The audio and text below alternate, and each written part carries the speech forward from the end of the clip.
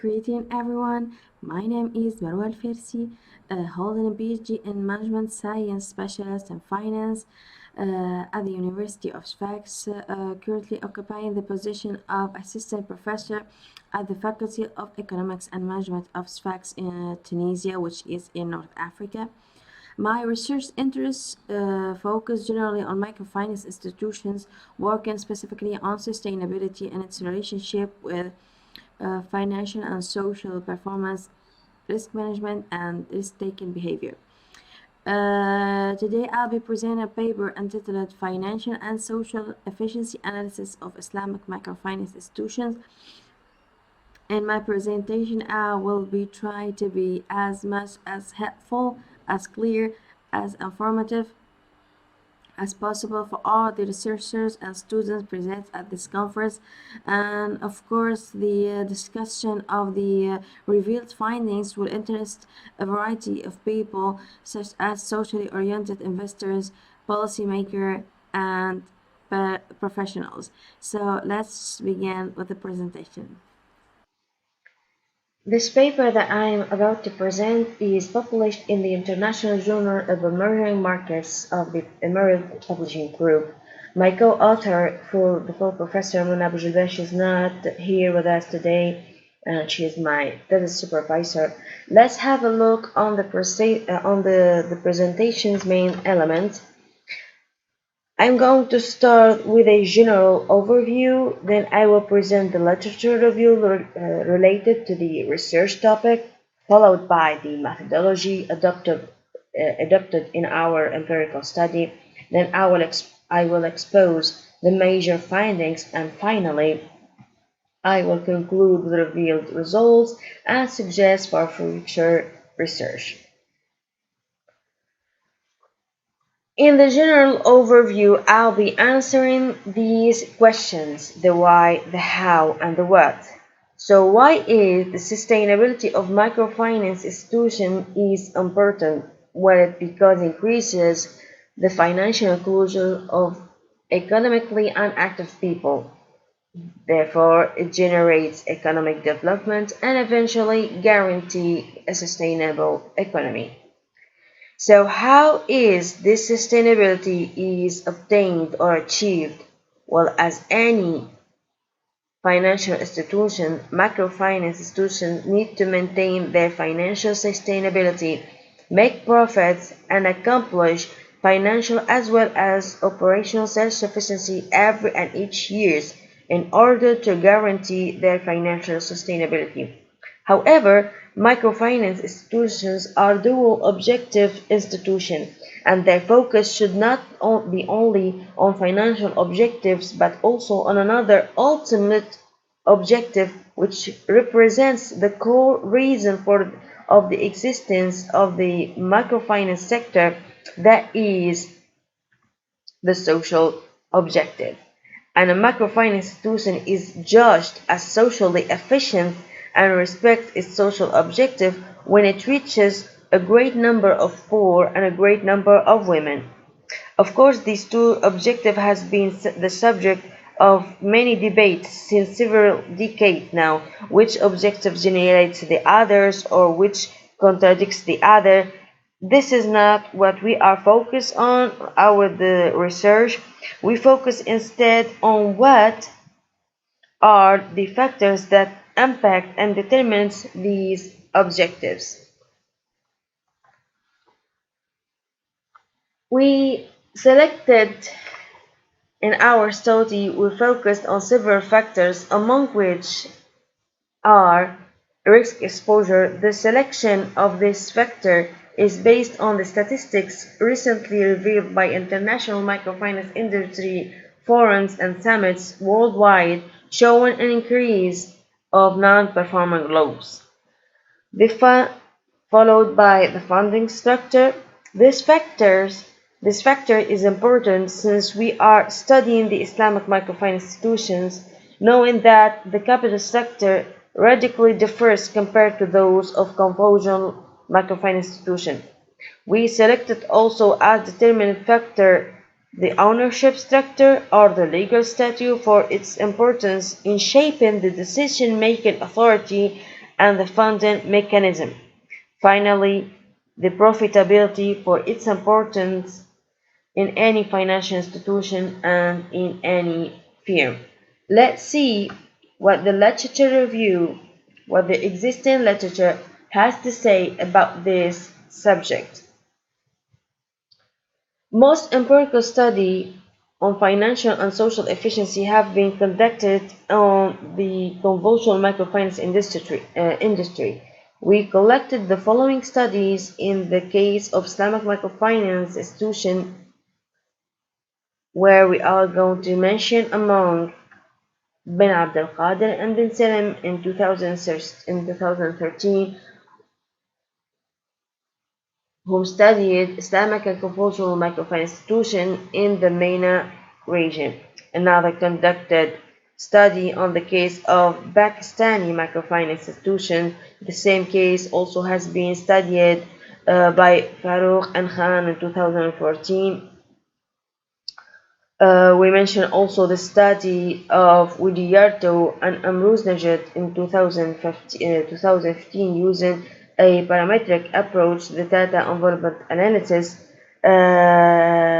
Another recent study also have been conducted in the case of Indonesian microfinance institutions by Zayed and Maktouf.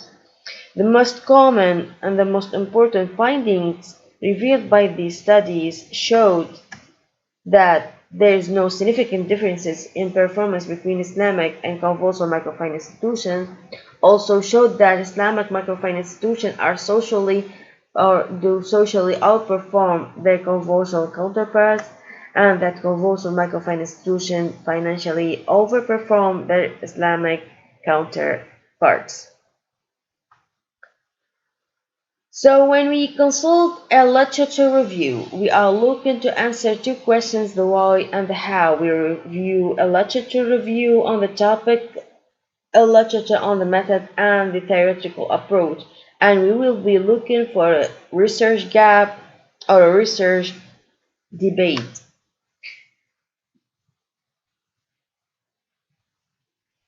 So we notice that the performance analysis is conducted through non-performance approach, and there's an absence of a post-evaluation of the determinant factor. Therefore, and based on the literature review, our study will be based on the two following assumptions.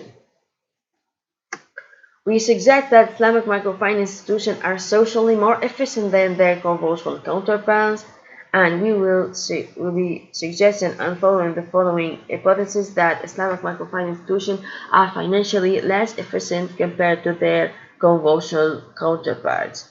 Our study contributes to the extent literature of the efficiency of microfinance institutions by providing an efficiency evaluation on a wider number of Islamic microfinance institutions around the world using a parametric approach, and providing a comparative assessment through a longer period of time across regions and between different legal statutes, and by providing an advanced assessment of efficiency scores using different specific macroeconomics factors.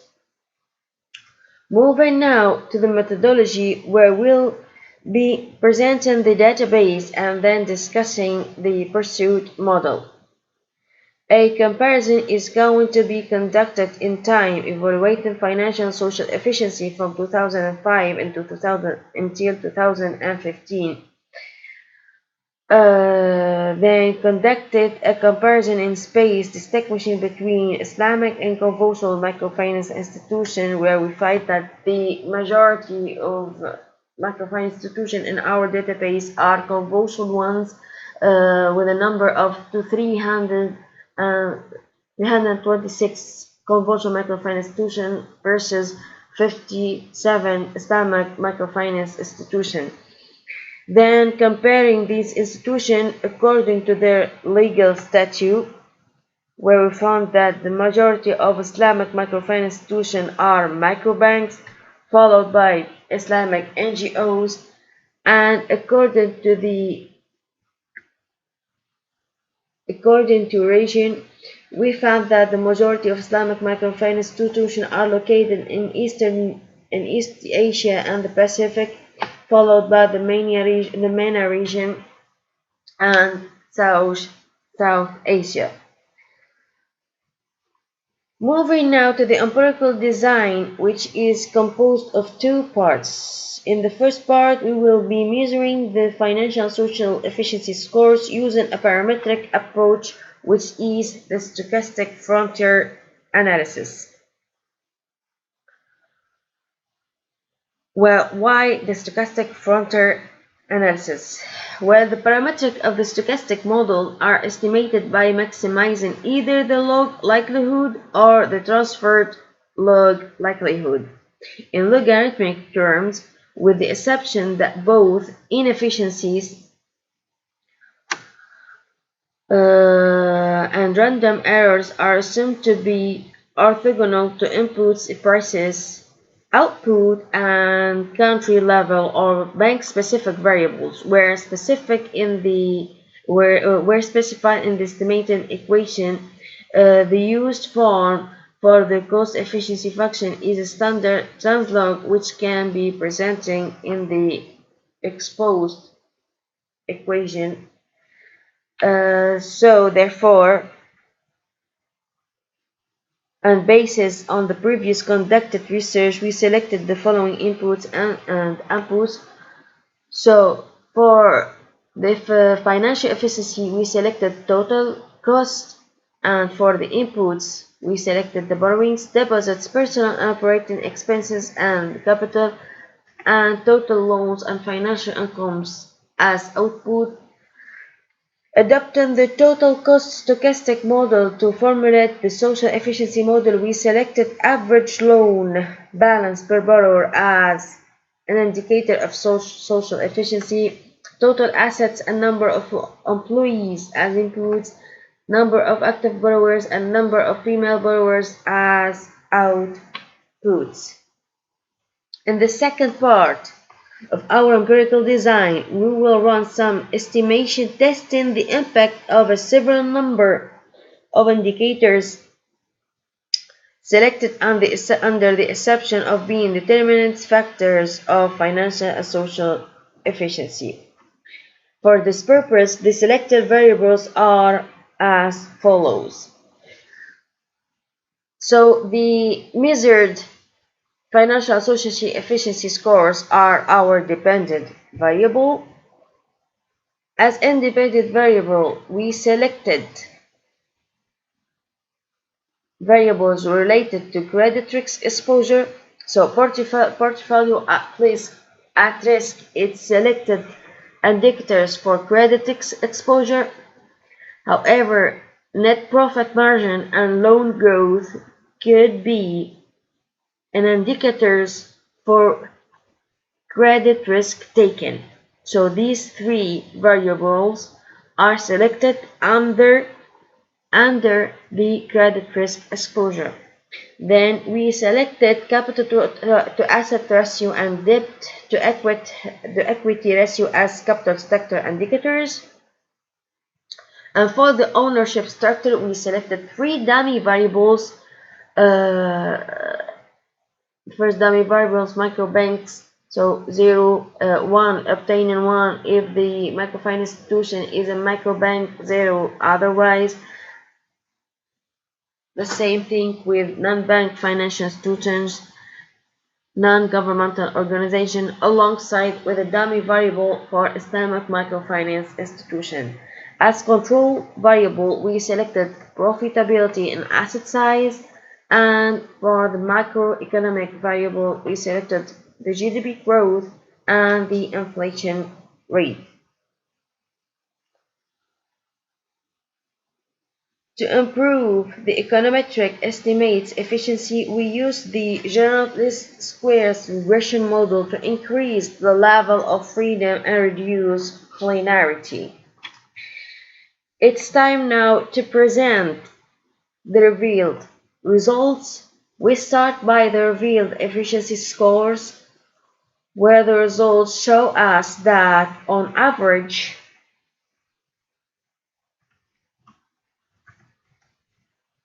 Islamic microfinance institutions financially outperform their conventional counterparts, and that on average, conventional microfinance institutions socially outperform their Islamic counterparts. Now, if we expose these efficiency scores according to the legal statute or the ownership sector and according to their location, we can notice that the highest financial efficiency score is recorded by conventional microfinance institution located in the African region, followed by Islamic microfinance institution located in the MENA region, and that Islamic microfinance institutions in Eastern Europe financially outperform their conventional counterparts, and that Islamic microfinance institutions financially outperform their counterpart in South Asia. Then we notice that in general and on average, the financial efficiency scores are higher within conventional microfinance institutions. However, the number of financially efficient institutions are among the Islamic ones, though. So we can conclude that Islamic NGOs in East Eastern Europe and in South Asia financially outperform their conventional counterparts. Regarding the social efficiency scores, Islamic finance institutions in East Asia recorded the highest scores. We can conclude so that Islamic non-bank financial institutions in East Asia and the Pacific recorded the highest social efficiency scores. The following two graphics show us the distribution of average financial and social efficiency, respectively, scores sorted by ownership sector and the geographical location, where we notice that the financial efficiency score of both Islamic and conventional microfinance institutions are averagely very close, except for microbanks, where Islamic microbanks, especially those located in Eastern Europe, are financially more efficient. And the distribution of average social efficiency scores shows us that conventional microfinance institutions are slightly more efficient than Islamic microfinance institutions. However, the highest scores are recorded within the Islamic ones. After having measuring the efficiency scores, we move now to the second part of our empirical study, where we are trying to evaluate the relationship between financial and social performance, credit risk, capital structure, and the ownership structure. Therefore,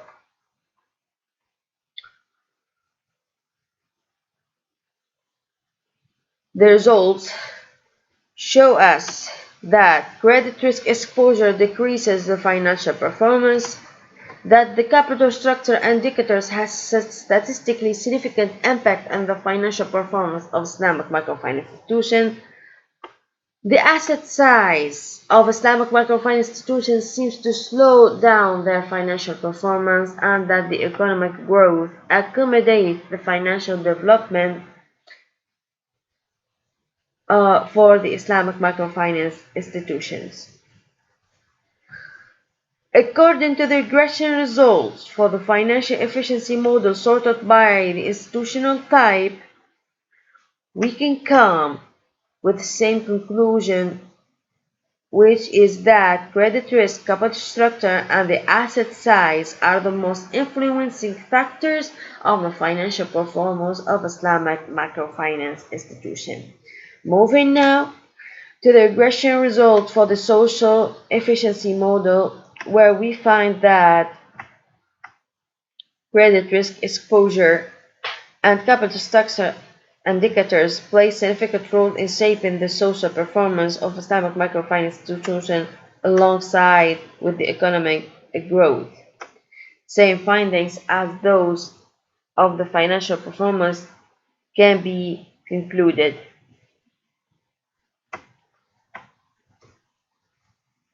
Then the regression of social efficiency model according to the ownership structure dummy variable, we can notice that the asset size plays a statistically positive significant role in shaping the social efficiency of Islamic non-bank financial institutions,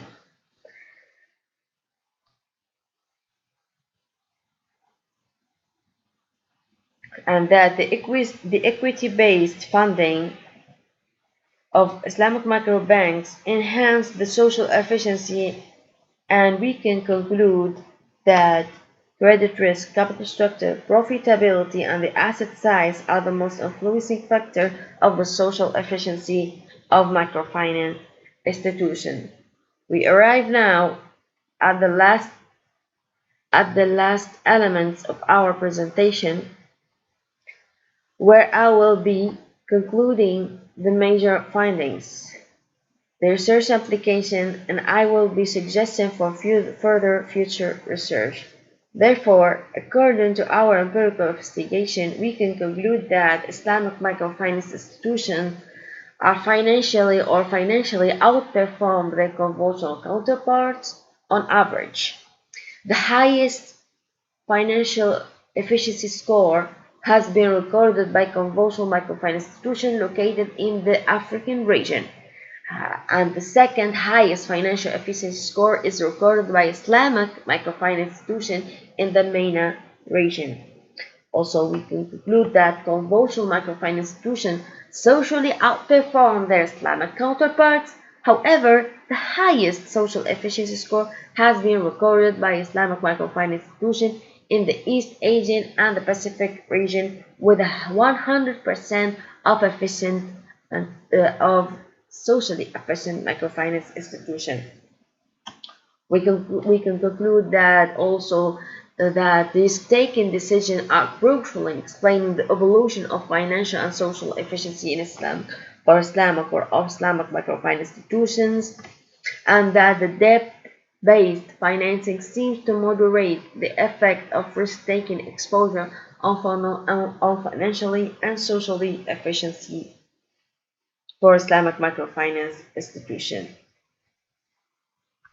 According to our findings, the conclusion suggests that Islamic microfinance institutions need to expand their financing tools and funding sources to reduce adjustment costs and improve their capability to deal with their asset risk,